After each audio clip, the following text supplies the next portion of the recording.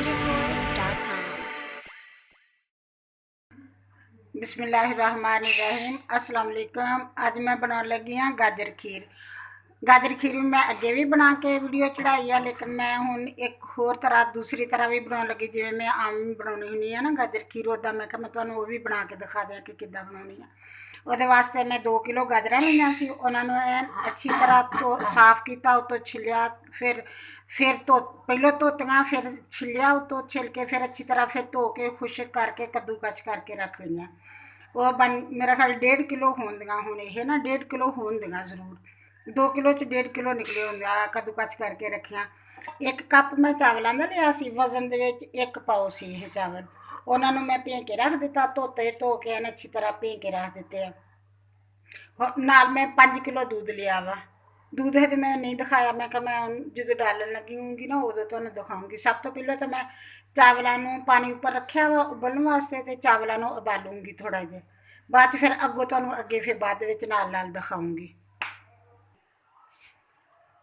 बिस्मिल्लाहिर्रहमानिर्रहीम। पतीला मैं रख दिता, अग जलाती है नीचे, दरमियाने अग जलाई है, बहुत ज़्यादा नहीं की।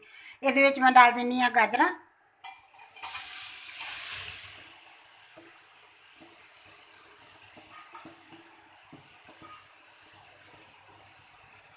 थोड़ी देर पका के गाजर का पानी खुश्क करूँगी। बिस्मिल्लाहिर्रहमानिर्रहीम। गाजर का पानी इन्हों का पानी ना मैं खुश्क कर लूँगा। ये पानी होंदा है ना गाजर जो कद्दूकस करो, काफ़ी सारा पानी होंदा।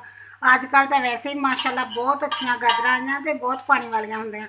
जिवें इन्हां दा पानी खुश्क हो जाऊगा, इनू थोड़ी देर पकाऊंगी, पानी इन्हां दा खुश्क हो जाऊगा। बहुत ज़्यादा गलाउण की जरूरत नहीं होंदी, क्योंकि दूध दे विच भी ये गल जांदियां।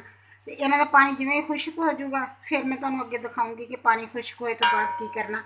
लेकिन इदां बहुत जल्दी बन जाती है। दूसरी गाजर खीर बनाने तो तकरीबन 5-6 घंटे का आराम, अगर खीर बनानी होवे तो 5-6 घंटे तो आराम नाल लग जाते, उस तो ज़्यादा भी लग सकते हैं। माशाल्लाह बनती वो भी बहुत अच्छी है।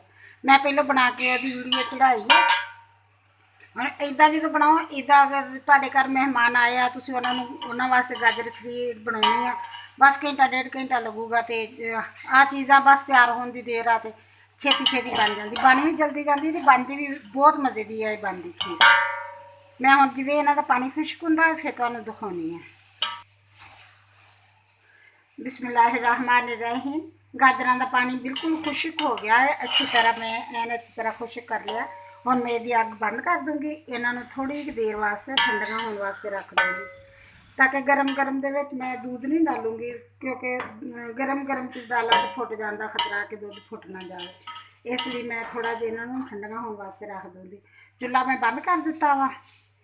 हुण इन्हूं थोड़ी कि देर लई रख देनी आ। उधरों मेरे चावल भी उबल चले आ, चावल भी बस उबल चले। जरूरी नहीं कि फुल उबालने, बेशक तुहाडे कोल ज़्यादा भी उबल जान तां भी खैर है, अगर थोड़े भी उबले होण ते तां भी खैर है। कच्चे भी पा लईदे आ, लेकिन कच्चिआं दा इह आ कि उन्हां नूं फिर बहुत ज़्यादा पकाउणा पऊगा, उहदे विच दूध भी बहुत ज़्यादा डलूगा। इदां दूध भी थोड़ा डलदा वा, ते बन भी बहुत जल्दी जांदे आ। जदों उबालूंगी ना, उबाल के फिर मैं अगे तुहानूं दिखाउणी आ कि की करना। बिस्मिल्लाहिर्रहमानिर्रहीम। गाजरां ठंडियां हो गईयां मेरियां अच्छी तरह। हुण मैं इन्हां विच डाल दिंदी आ दूध। चावल उबल गए हैं अच्छी तरह। इन्हां नूं मैं हल्के जिहा ग्राइंड कर लूँगी, बहुत ज़्यादा नहीं, हल्के जिहा करूँगी ग्राइंड, बस थोड़ा जिहा इहदे विच दूध डाल दी। फिर मैं तुहानूं दिखाउणी ग्राइंड करन लगी। पहले मैं इहदे विच दूध डालना, सारा दूध नहीं डालूँगी। बिस्मिल्लाह।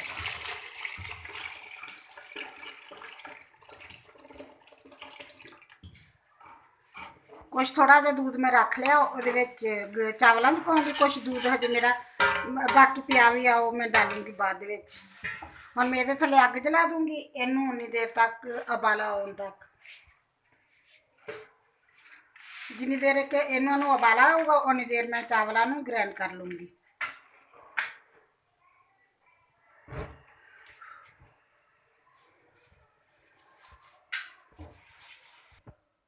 बिस्मिल्लाहिर्रहमानिर्रहीम। चावल मैं जग च डाला, चावल डाले, थोड़ा जिहा दूध डालिया।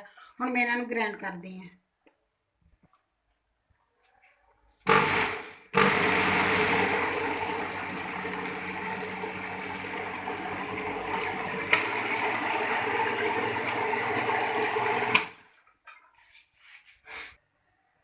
बिस्मिल्लाहिर्रहमानिर्रहीम। बस मैं चावल ग्राइंड कर लिया, बस थोड़ा जिहा कीते, ज़्यादा नहीं कीते। देखिए दाने दाने विच नज़र आउंदे आ ना, एवें दे करने आ कि थोड़े थोड़े विच इहदे दाने रहन, ज़्यादा ऐन ऐन अच्छी तरह दा मलीदा नहीं बना लेना। बस इन्हां नूं हुण मैं डाल दूँगी दुध दे विच, नाल ही डाल दूँगी इन्हां नूं।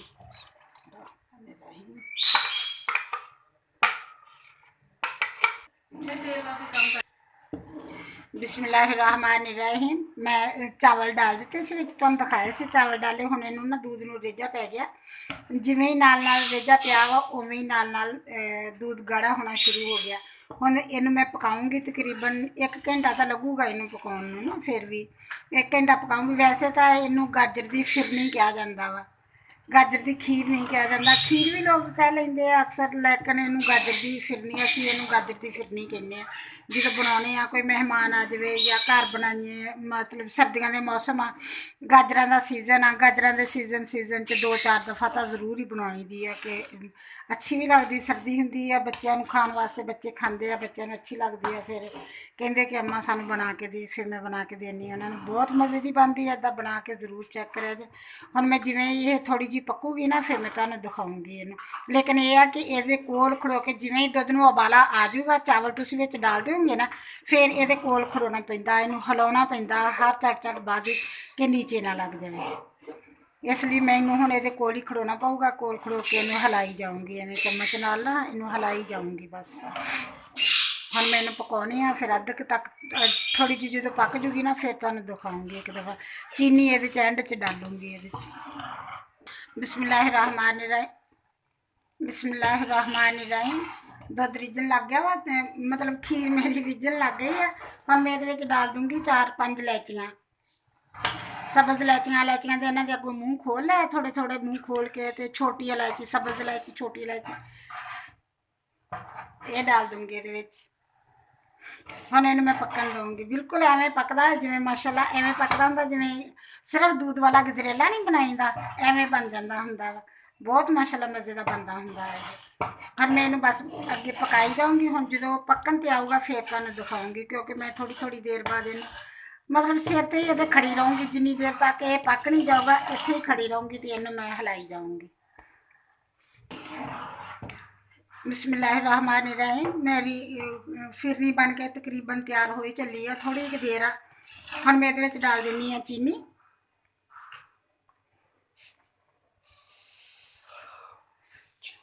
चीनी मैं डाली है आधा किलो तो 200 ग्राम,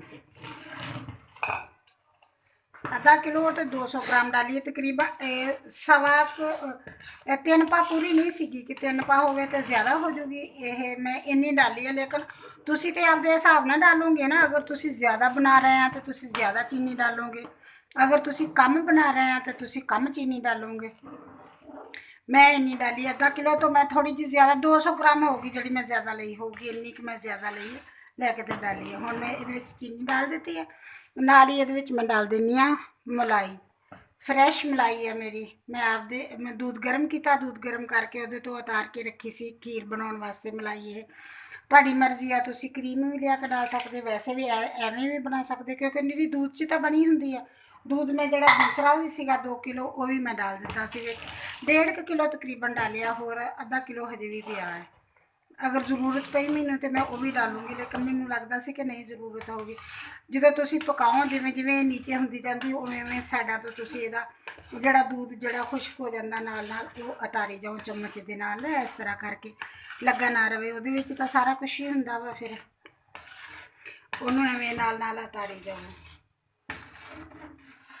मेरा ख्याल चीनी जी मैं डाली है बहुत हो गई। इदा मैं वीडियो बनाई फिरनी की वीडियो बनाई है, दूध की चावलों की कली गाजरों तो बगैर, वो भी मैं बनाई। अगर तुसी देखनी होई तो वह भी लिंक दे दूँगी वीडियो के नीचे, वो तुसी देख लेना कि वो किद्दां बनाई है।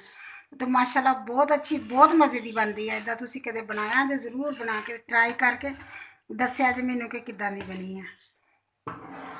हुण मैं बस होर इहनूं थोड़ी देर पकाऊंगी, 10-15 मिनट पकाऊंगी होर, मेरा ख्याल उन्नी देर च बन जाऊगी। अगर ज़्यादा भी पकानी पई तो ज़्यादा पकाऊंगी।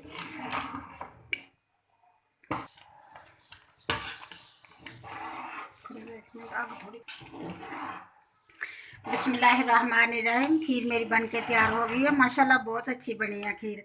देखा बनाने कितनी आसान है, देखा जे जरूर इनू बनानी, पूरी वीडियो देखोगे एंड तक तो फिर तुहानू पता लगेगा कि वीडियो बनानी कितनी आसान है। दूसरी गल है कि ये कोई चीज़ ऐसी नहीं डलती कि जी घर दे ना हो। गाजरां का सीजन होंदा ते गाजरां तो जरूर ही आउंदियां रहिंदियां, दूध भी ले लईदा वा। माड़े तो माड़ा भी इनू बना सकता कि मतलब जिन्हों नहीं भी वल हैगा ना बनाउण दा चीज़, वो भी इनू बना सकता वा, इन्नियां आसान आ बनाउणियां ये। दूसरी है कि गाजरां दा जिद्दां भी खाइयां जान, गाजरां सेहत वास्ते सर्दियां नूं लैके खाओ, बहुत अच्छियां हुंदियां गाजरां सेहत वास्ते।